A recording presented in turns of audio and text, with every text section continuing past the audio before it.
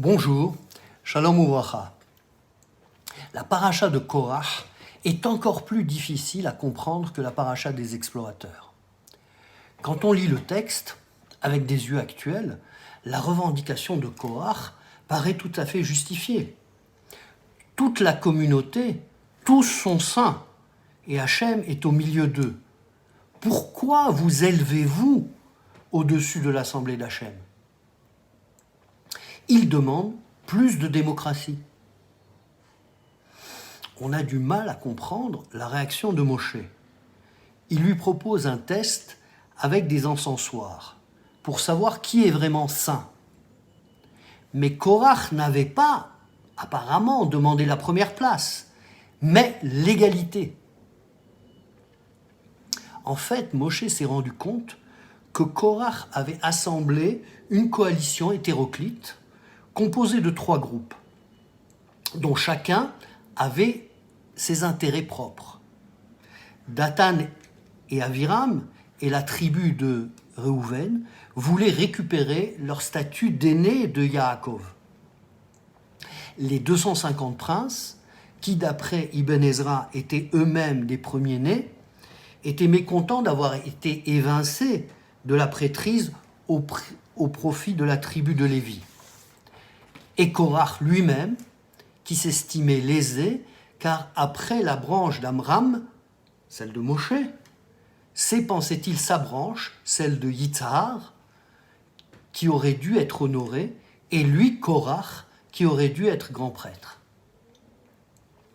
Donc ceux qui se présentaient comme une revendication d'intérêt général défendaient en réalité des intérêts particuliers. Ceux qui prétendaient rechercher l'égalité recherchaient le pouvoir. Ceux qui se prétendaient comme une discussion, le Shem Shamaim, au nom de la vérité, étaient en réalité le Shem Shamaim, pour l'ego. Ceux qui affirmaient défendre la démocratie n'étaient que démagogie. Il est important de repérer dans le discours le sous-texte. Maintenant, le test de l'encens a été sans appel. Les 250 notables, aspirants prêtres, sont dévorés par le feu qui jaillit de devant l'arche. Il est prouvé qu'ils ne sont pas aptes au service divin. Plus, ceux qui avaient accusé Moshe d'avoir choisi Aaron de son propre chef ont été spectaculairement engloutis par la terre. L'intégrité de Moshe est attestée par un miracle. Maintenant, les fauteurs de troubles ont été punis, ils sont tous morts. Le problème devrait être résolu. Mais non, la contestation, au lieu de s'éteindre, grandit. Toute la communauté d'Israël maintenant proteste.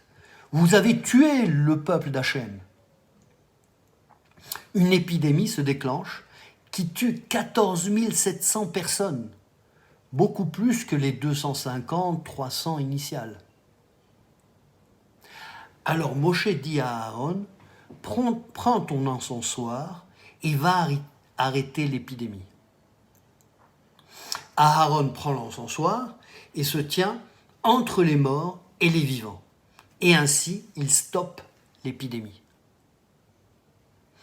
Ensuite, Hachem demande de prendre un bâton pour chaque tribu et d'écrire le nom du chef de la tribu sur chaque bâton et le nom d'Aaron sur celui de la tribu de Lévi.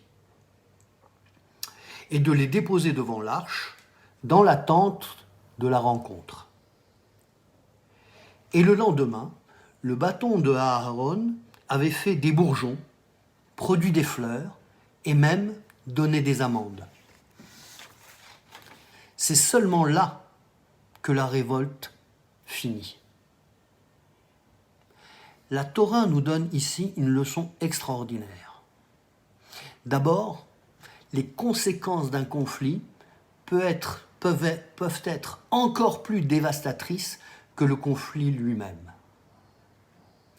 Ensuite, ce n'est jamais par la violence qu'on met vraiment fin à un conflit.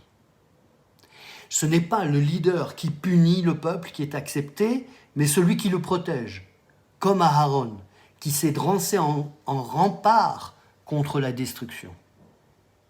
Ce n'est pas le bâton qui frappe, mais le bâton qui fleurit, qui rallie le peuple. Il faut avoir une perspective de développement, une issue vers le haut, une issue fructueuse. C'est ce qu'indique le bâton d'Aaron qui a produit des bourgeons, des fleurs et des fruits. Ainsi, si on pense aux conflits qui ont ensanglanté l'Europe, les traités punitifs après les guerres de 1870 et de 14-18 ont créé des rancœurs qui ont mené à la guerre suivante. Imaginons quelle audace il a fallu aux pères de l'Europe dans les années 50, si peu de temps après la Deuxième Guerre mondiale, après ces grandes destructions, ces grandes souffrances. Quel courage, quel espoir, quel optimisme il leur a fallu pour envisager un projet commun. La construction européenne, malgré ses difficultés, est un facteur de paix et de stabilité. Puissions-nous nous inspirer de cet exemple, à chaque fois que nous sommes en conflit, au niveau individuel, communautaire, national, pour tendre à notre adversaire la branche fleurie de l'amandier et lui proposer un avenir commun. Shabbat Shalom.